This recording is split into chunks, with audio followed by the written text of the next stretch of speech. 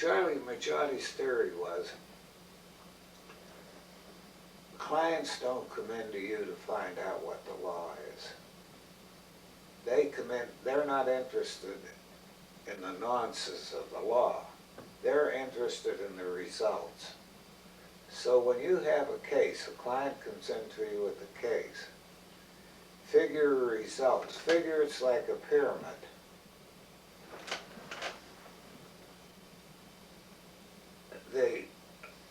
Everybody builds, they take the blocks that are given to them and they build a pyramid. You don't do that. You take what you want. Then you take all the blocks are down on the thing. Then you fit the blocks in. But instead of starting at the bottom, you got your result up here. Now to get that result, what is the next thing that you have to have? Now to get those, what do you have to have below that to get those? And if the block won't get you there, if the block won't fit in, throw it aside and figure how you're going to explain get around why you didn't use it in case that block is put into the case. I think it's a perfect theory. And you've used it I've used successfully it all my for life. years.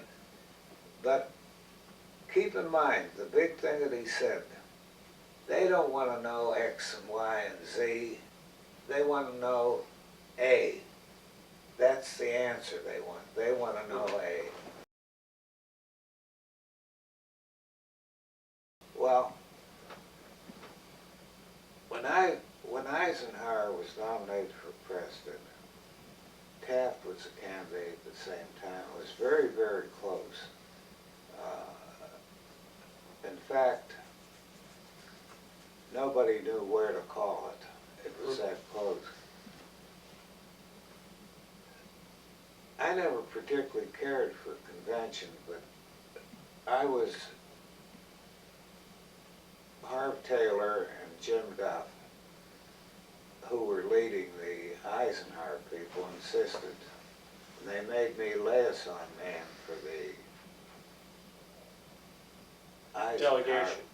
Eisenhower delegation. There was, see, Mason Owlett, who was then the head of the Pennsylvania manufacturers, was for Taft. John Fine was the governor, was trying to ride both sides. In fact, what had happened was MacArthur had come back at that time. That was the famous fade, old soldiers fade away. And he was the keynote speaker at the convention. And he thought that maybe he could make a speech, and due to the fact that the other two were tied in such a tough fight, they might throw the convention. He might be able to sweep the convention. And he told John Fine that he came to see Fine. Fine was supposed to have a block of votes, which was a myth. He didn't have. He had about 5, 6 at the most. Yeah. The bulk of them were Eisenhower. And the feeling was getting pretty bitter. But he had told Fine that if he was president, that he would like Fine to be the vice presidential candidate. So Fine was willing to sell everybody else out in order to be the vice president. And his soul and anything else. And his wife and his children, anything that the guy wanted. But Duffin was tough. I mean, he was leading. He was one of the 3 men. Duff, Lodge from Massachusetts, and Tom Dewey were the 3 people that Eisenhower got in. They were the big 3. Yeah, Dewey, we had a really good memory, you said. There was some sort of tracking system. He was terrific. Part of the job that I had with the liaison people, see, we wanted all the delegates to meet Eisenhower. That was the procedure, because we knew that Eisenhower was a big hero. You know, this was right after the World War II. Yeah. And so I was a liaison man. We were in the Congress Hotel, Eisenhower was over, I think it was a Sherman. So my job was to take the delegates over to see Mhm. Eisenhower. He's the most impressive man I've ever met in my life. Warm, real warm person. But you just knew that you were in the presence of history. Mhm. Really you did. And as you know, I'm very hard to impress. Yeah. That's the only person. I served 3.5 years in the Army during World War II. Mhm. I never called a person sir. To Mhm. me that seemed, Subservient. yeah. See, in the Army you can either call an officer sir or use his title. So I always used the title if I was talking to him. I wouldn't use the sir. It was the funniest thing, Andy. I said it without even thinking about it with him. He just had that kind of personality. Just sir right away. Oh yeah, the guy from Erie. He was for Taft.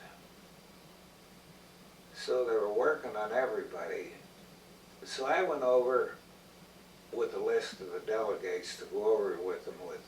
There was Dewey, Brownell, Rogers, I think, but Brownell was the central figure in it. So we went over them all. Well, there's no way we can get Owlet, no way we can get this. So we came to this guy, I forget his name, from Erie. So I said, we haven't been able to do a thing with him. He just won't even talk to us.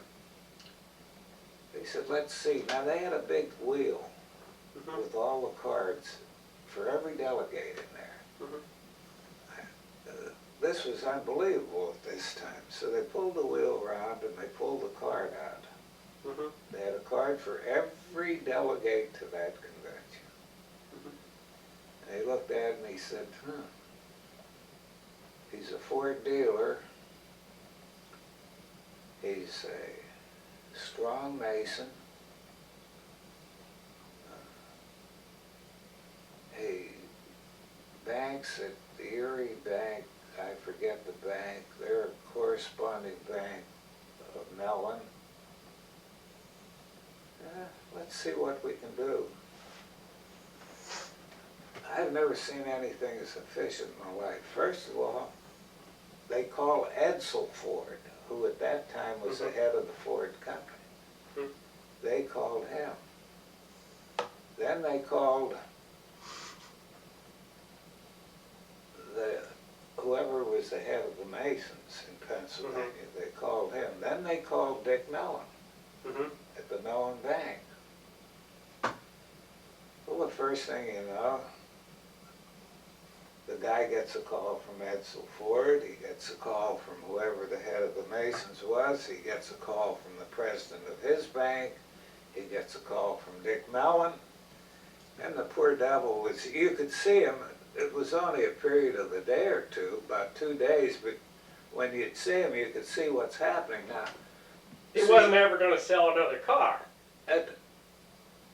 See, as a liaison man, I had my own room with not a room, it was really a suite, because that's where they bring people to talk to them, you know. Yeah. I had a bedroom and a living room, the parlor. Yeah. I'll never forget, he come in, and I was sitting there with Jim Duff and Harv Taylor.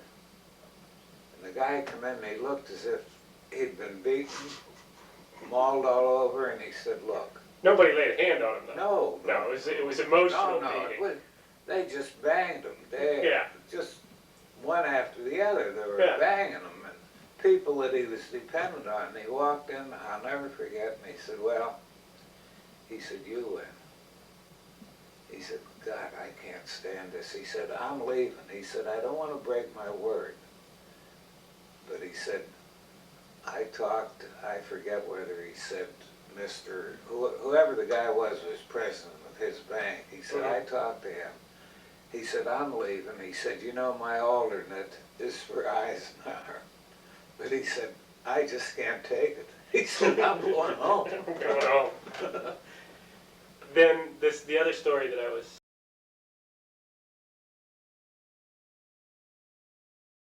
Well, see, Huey, right after Bobby Kennedy was assassinated, there was a great outcry about weapons and handguns and everything else, so they passed some stuff in the Congress. And of course, Huey Scott, he went along with the whole thing and he voted for it. Well, then the National Rifle Association got all the sportsmen's club worked up. So then they started after the people that had voted this way. And they picked Scott in particular as a No, target. first of all, they targeted Joe Clark, who was a Democrat, with Dick Swiker was running against him. And they targeted Joe Clark and they beat him. And I can remember some of the rallies. They had these big signs up.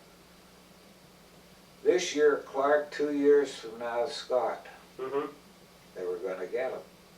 So Scott was worried about it. Everybody was worried about it because, see, we have, in Pennsylvania, we have more hunters than any state in the Union.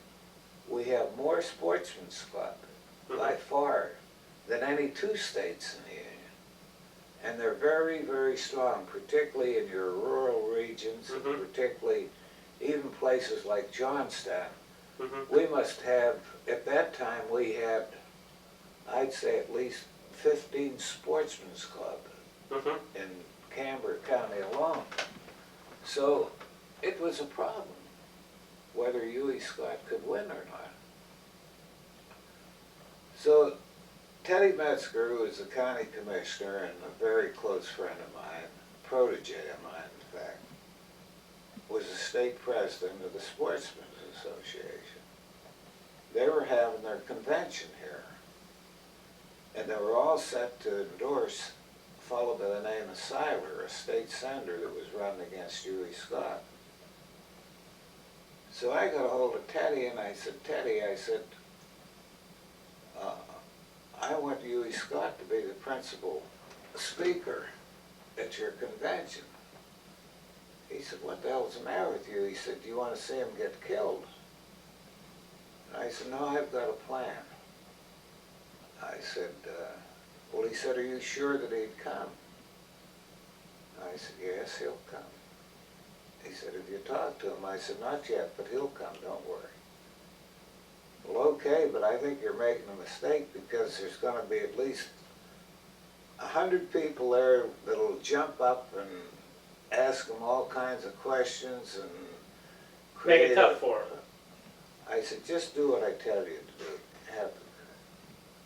So he did. So then I called Scott and I said, get up here on whatever the date was. I made arrangements for you to be the speaker at the sportsman's convention.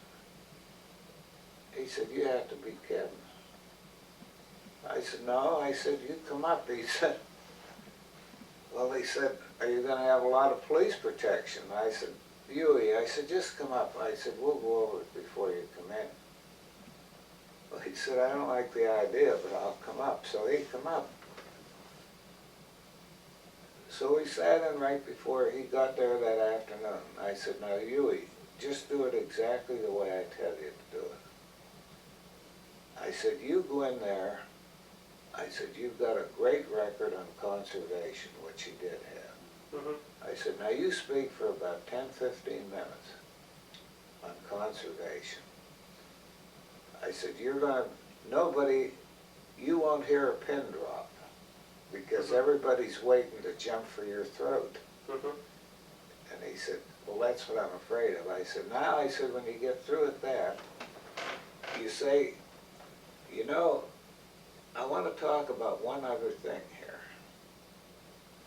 You know, I'm like Mayor LaGuardia was in New York. Remember he said, when I make a mistake, I make a real boo-boo. I'm sorry for it afterwards, but I make a real boo-boo when I make a mistake. I don't make little mistakes, I make big ones. Now that's what I did on this bill.